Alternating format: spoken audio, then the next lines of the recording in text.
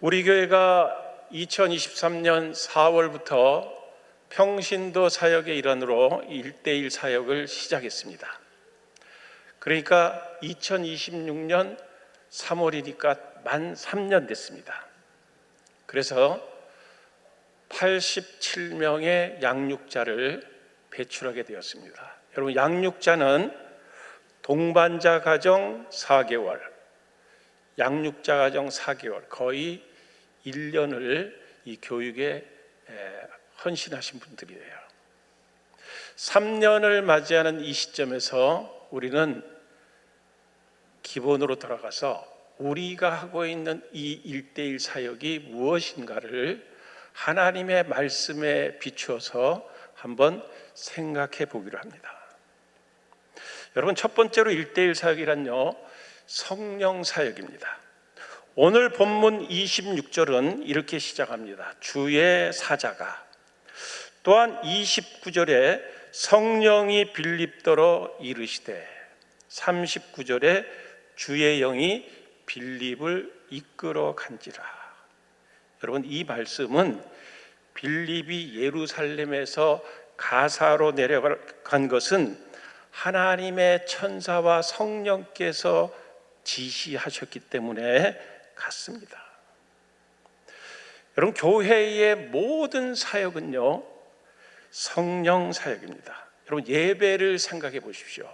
목사님이 설교하고 성가대가 찬양하고 성도들이 찬송을 부르고 기도하고 헌금하는 모든 것이 겉으로는 사람이 주도해서 이끌어가는 것 같지만은 배후에는요, 성령이 이끌어 가시는 거예요. 그렇기 때문에 살아있는 예배, 하나님께 연락되는 예배의 핵심은 성령의 임재입니다. 교회의 모든 사역에 주는 성령의 이끌림에 있고 1:1 사역도 마찬가지입니다. 1:1 사역은 양육자와 동반자가 만나서 성경 말씀을 가지고 삶을 나누는 사역입니다. 그런데 이 사역에 성령의 인도하심, 성령의 기름 부으심이 없다고 한다면 그것은 지식 전달밖에 안 됩니다. 참된 인격의 변화는 일어날 수가 없습니다. 신광두레 교회가 하고 있는 1:1 사역의 성패는 성령이 이끄느냐 이끌지 않느냐, 거기에 있어요. 인간이 자신의 경험이나 노하우나 지식으로 하는 사역과 성령이 이끌어가는 사역은요, 하늘과 땅의 차이입니다. 여러분, 예수님의 제자를 보십시오. 예수님의 제자들이 사도행전 2장에 성령 받기 전에는요, 겁쟁이들이었어요. 그런데 그들이 성령을 받고 나서는요, 복음을 담대히 전하는 증인이 되었습니다. 여러분, 예수님을 보십시오. 예수님이 33년을 이 땅에 계시면서 30년 사생활과 3년의 공생의 분기점이 어디냐면은 요단강에서 세례 요한한테 세례를 받을 때 성령이 머리에 비둘기처럼 임하셨어요. 그 사건 이후의 일을 공생이라 그럽니다. 1:1 사역은 양육자와 동반자가 만나서 하나님의 말씀을 가지고 삶을 나누는 사역입니다.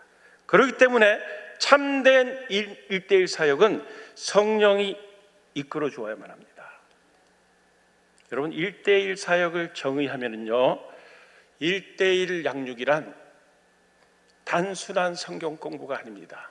양육자와 동반자가 1:1로 만나 하나님의 말씀을 가지고 서로의 삶을 나누며 성도의 관계를 맺어가는 것이다. 이렇게 하여 동반자가 영적으로 성장하도록 해주는 것이에요. 근데 여기서 중요한 것은 뭐냐면은 하나님의 말씀을 가지고 서로의 삶을 나누며 성도의 관계를 맺어가는 거예요.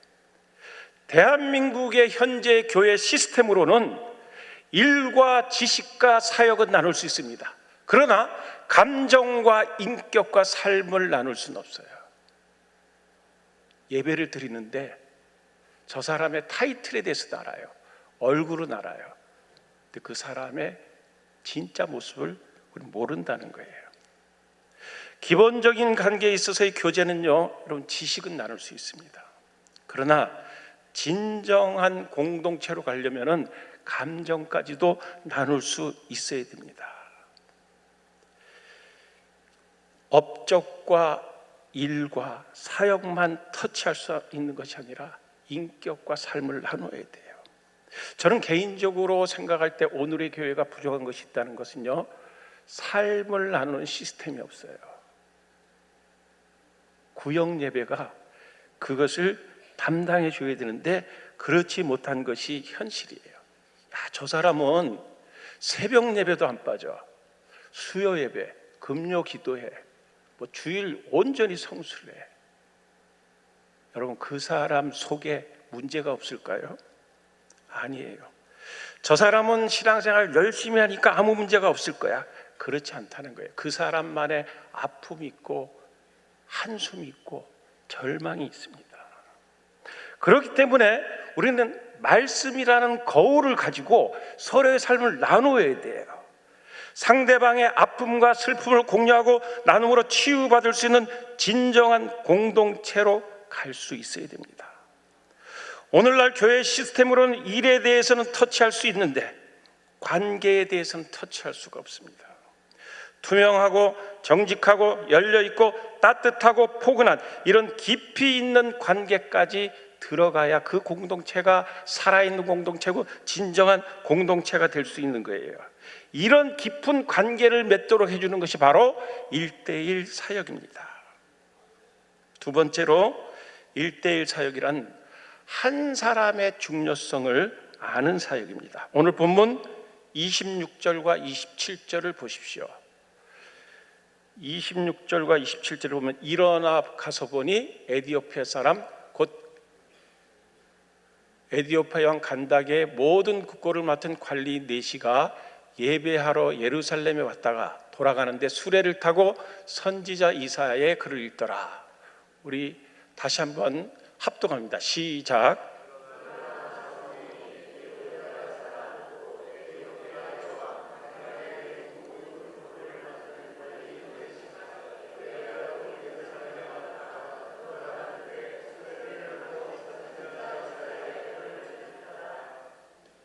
여러분, 빌립이 성령의 지시를 받고 간 것이 어디입니까? 예루살렘에서 가사로 내려가는 광야예요. 상식적으로 여러분, 사람을 만나려면은 광장으로 가야죠. 광장으로. 그런데 하나님이 성령을 통해서 빌립을 보낸 것은 광야였습니다. 일반적으로 볼 때 도저히 이해가 가지 않습니다. 그런데 빌립이 간 장소에서 몇 명을 만났습니까? 한 사람을 만났습니다. 한 사람밖에 없었습니다. 이것이 상식적이고 합리적이고 논리적입니까? 그런데 하나님의 방법은 놀랍다는 거예요. 이 한 사람을 통해서 에디오피아의 여왕뿐만 아니라 궁궐에 있는 사람들이 예수 그리스도를 믿게 되었다는 것입니다. 여러분, 예수님은 공생의 초기에 3년 공생의 기간 초기에요, 70명의 제자들 중에서 12명을 따로 세워서 사도라는 칭호를 주고 그들을 남은 공생의 기간 동안에 항상 데리고 다니면서 훈련을 시켰습니다. 오늘 한국교회가 예수님의 두 가지 사역 중에서 한 가지 사역에 집중합니다. 무슨 사역? 구속사역. 예수님의 십자가를 통해서 이루어진 구원의 사건. 엄청 중요하죠. 그런데 이 중요한 사역, 내가 십자가를 지고 너희의 구원을 이룰 것인데 이 이루어 놓은 구원을 어떻게 오고 또 오는 모든 세대 가운데 전할 수 있느냐, 그 전할 수 있는 사람을 12명을 선발해서 훈련을 시켰습니다. 여러분, 예수님은요 1000명, 2000명, 10,000명을 불러놓고 교육을 할 수 있는 능력이 있으신 분이에요. 그런데 왜 12명을 택했을까요? 여러분, 사람을 키운다는 것은 자신을 닮은 예수 그리스도를 닮은 참 예수도의 제자를 키운다는 것은요, 대량 양육해서는 안 되는 거예요. 하나님이 아담에게 생육하고 번성하여 땅에 충만하라고 했을 때요, 인간이 한꺼번에 10명, 20명 낳게 하지 않으셨어요. 사람다운 사람, 인간다운 사람으로 키우기 위해서는 소수에 집중해야 되는 거예요. 교회에서 성경 공부를 하면서 실패하는 이유 중에 가장 큰 이유가 뭐냐면, 빠른 시간에 한꺼번에 많은 사람을 양육하려고 한다는 것입니다. 숫자의 욕심을 내면요, 농도가 흐려지는 거예요. 사랑의 교회 고옥하는 목사님이 처음에 사랑의 교회를 70년대 개척해가지고 제자 훈련을 할 때는요, 정말 헌신된 소수의 제자들이 많았는데 10,000명, 20,000명 몰려오니까 농도가 얕아지는 거예요. 세상을 변화시키는 소수의 사람들을 키워야 되는데, 예수 그리스도의 제자가 세상에 동화돼가지고 세상 사람이나 예수 믿는 사람이나 똑같아지는 거예요. 제자를 양육하는 일은 소수의 사람에게 시간과 열정을 쏟아붓는 거예요. 제가 이 교회에 와서 왜 집단 티칭을 안 할까요? 농도가 낮아질 수밖에 없습니다. 1대1은 시간이 걸리더라도 맨투맨으로 해야 돼요. 맨투맨으로. 그 한 번 거친 과정에서 다시 양육자의 교육을 받아서 제자화 시켜야 됩니다. 어떤 분들은 1년에 이렇게 한 명씩 양육해가지고 언제 다 양육하느냐. 여러분, 한 사람이 두 사람을 양육하고요, 이 두 사람이 네 사람, 네 사람이 8사람 이렇게 나가면요, 10년 지나면은 100만 명이 됩니다. 1대1 사역이 얼마나 강력한 사역인지를 몰라서 그러는 거예요. 오늘 간증을 한 우리 안미희 자매님이, 제가 원고를 읽고 굉장히 감동을 받았습니다. 작년 3월에 이곳에 발령을 받아왔는데 집에서 400km 떨어진 곳에 아무 하는 사람이 없어요. 근데 그 원고에 보면은 나는 이곳에 큰 광야에 온 것 같아 그랬어요. 큰 광야. 광야도 아니고 큰 광자. 하나님은 우리를, 오늘 본문의 빌립을 어디로 이끌었어요? 광야로 이끌었잖아요. 우리를 광야로 이끄실 때가 있어요. 여러분, 우리 주변에 광야가 있습니까? 환경의 광야는 없어요. 그러나 하나님은 우리를 상황의 광야로 몰아넣을 때가 있습니다. 여러분, 광야는 히브리어로 미드바르라 그래요. 미드바르. 미라고 하는 것은 장소를 나타내는 접두어예요. 다바르는 뭐냐? 말씀이에요. 로고스. 말씀이 임하는 장소가 광야입니다. 여러분, 1대1 사역은요, 서포트라이트를 막 받고 화려한 사역이 아니에요. 보이지 않는 곳에서, 음지에서 한 1대1로 누가 알아주든지 알아주지 않든지. 여러분, 우리 성도들이 이 1대1 사역을 영적인 광야로 생각하고 이 일에 임하셔야 됩니다. 여러분, 광야는요, 풀 한 폭이 나지 않는 곳이에요. 아무도 나를 알아주지 않는 곳이에요. 그런데 거기에 하나님의 말씀이 진짜 들리는 곳이에요. 이 사역에 여러분 헌신하셔야 돼요. 세 번째로, 1대1 사역이란 예수 그리스도가 누구인지를 정확하게 알려주는 사역입니다. 27절을 보십시오. 27절 함께 읽습니다. 시작. 일어나 가서 보니 에디오피아 사람 곧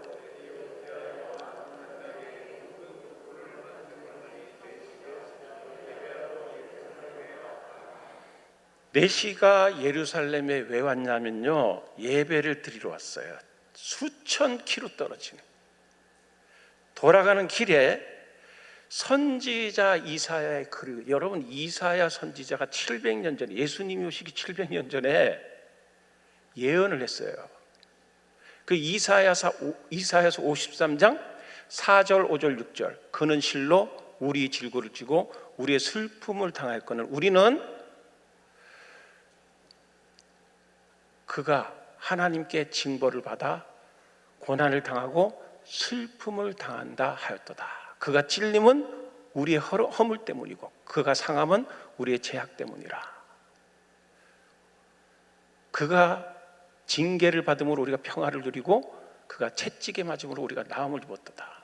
우리는 다 양 같아서 그릇 행하여 각기 제 길로 갔거늘 여호와께서는 우리 무리의 죄악을 그에게 담당시키셨도다. 이게 이사야 53장 4절 5절 6절의 말씀인데, 오늘 본문 32절 33절이 이사야 53장 7절 8절의 말씀인데, 이 4시가 수레 안에서 이 말씀을 읽으면서 이 말씀의 의미를 모르는 거예요. 읽고 또 읽어도 이해할 수가 없어 답답해하는 에디오파 넷에게 성령이 수레로 접근하라. 그래서 올라타서 묻습니다. 읽는 것을 깨닫느냐? 그랬더니 31절에 뭐라 그랬냐면요, 지도해 주는 사람이 없으니 어찌 깨달을 수 있느냐? 궁금해하는 이 넷에게 34절에 빌립에게 이렇게 얘기합니다. 선지자가 말하는 이 사람이 누구를 가리키는 것이냐? 자기를 가리키는 거냐? 타인을 가리키느냐? 타인을 가리키는 거죠. 타인이 누구예요? 예수 그리스도예요. 그런데 아주 중요한 것은 35절에 빌립이 입을 열어 이 글에서 시작하여 예수를 가르쳐 복음을 전했습니다. 여러분, 복음이 무엇일까요? 복음은 예수 그리스도가 복음이에요. 그런데 예수 그리스도의 무엇이 복음인가? 예수 그리스도의 십자가와 부활이에요. 근데 부활 앞에는 수식어가 안 붙어도 돼요. 왜냐? 지금까지 부활한 사람 없고 앞으로도 부활할 사람이 없어요. 예수 그리스도에는 부활한 분이 없어요. 근데 십자가 앞에는 수식어를 붙여야 돼. 누구의 십자가? 예수 그리스도의 십자가. 왜냐? 십자가 사형틀은 페니키아인들이 최고로 극악무도한 흉악범을 사형시킨 틀이었어요. 여러분, 이제 고난주간이고 다음 주가 부활주일인데, 부활은요 예수 그리스도의 십자가를 거쳐야만 진정한 부활이 있습니다. 왜 그러면 예수 그리스도의 십자가가 그만큼 중요하냐? 여러분, 예수 그리스도의 십자가는 하나님의 의가 들어있기 때문이에요. 창세기 2장 16, 17절에 뭐라 그랬어요? 동산에 있는 모든 나무의 실과 네가 먹어도 돼. 근데 동산 중앙에 있는 선악을 알게 하는 나무의 열매를 먹지 말라.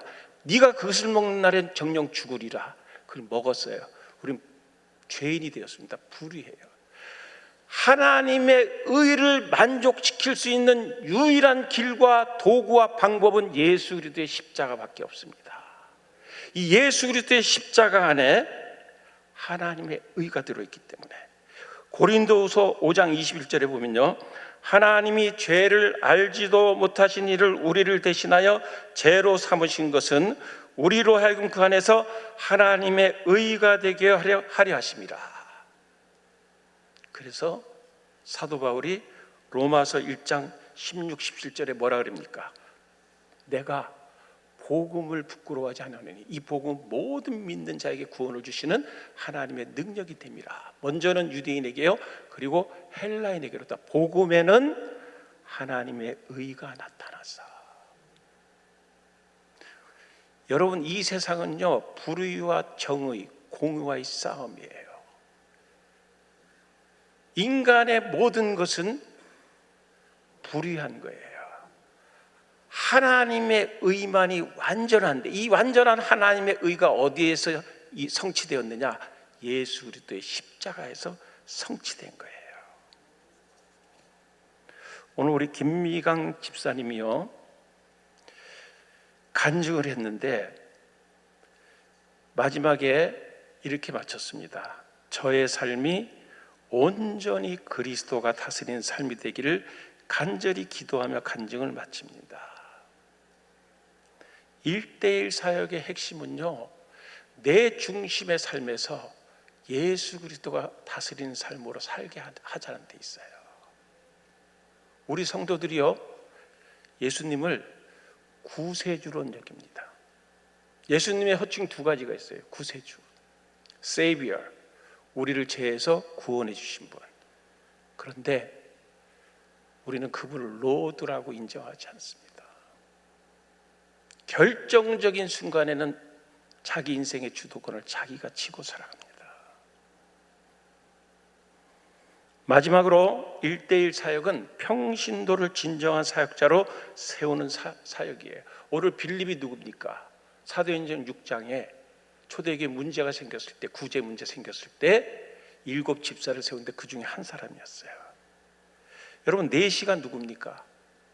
성직자였나요? 아니에요. 간닥의 국고를 맡은 평범한 사람이었습니다. 오늘 본문은 1:1 사역의 가장 좋은 모델을 보여줍니다. 양육자는 빌립, 동반자는 에디오피아 네시, 1:1 장소는 광야의 수레입니다. 빌립과 네시는 일반 직업을 가지고 있는 평범한 사람이었습니다. 오늘의 교회가 이 시대에 강력한 영향력을 미치기 위해서는 평신도 사역자들이 많이 양육되어져서요, 그들이 속한 일터와 사역지에서 세상을 변화시키는 사람이 되어야 돼요. 저는 우리 안에, 이 교회 안에서 실시된 이 1:1 사역이 교회 안에만 머무르는 게 아니라, 내가 카페를 한다, 그 카페 장소에서 1:1 양육할 수도 있어요. 내 직장에서도, 가정에서도. 왜 교회 안에서만 이것을 한정시키냐 이거예요. 1:1 사역은 평신도를 진정한 사역자로 세우는 가장 효과적인 방법이라는 것을 알아야 합니다.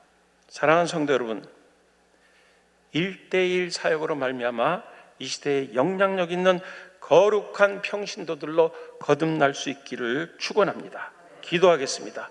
살아계신 하나님, 우리 신강두레 교회가 실시하는 이 1:1 사역이 인간적인 기술이나 방법이 아니라 성령의 놀라운 기름 부심으로 인해서 우리 성도들의 삶이 놀랍게 변화되게 하시고, 일과 지식과 사역만을 나누는 것이 아니라 감정과 인격과 삶을 가지고 삶을 변화시키는 놀라운 사역이 될 수 있도록 1:1 사역을 축복하여 주시옵소서.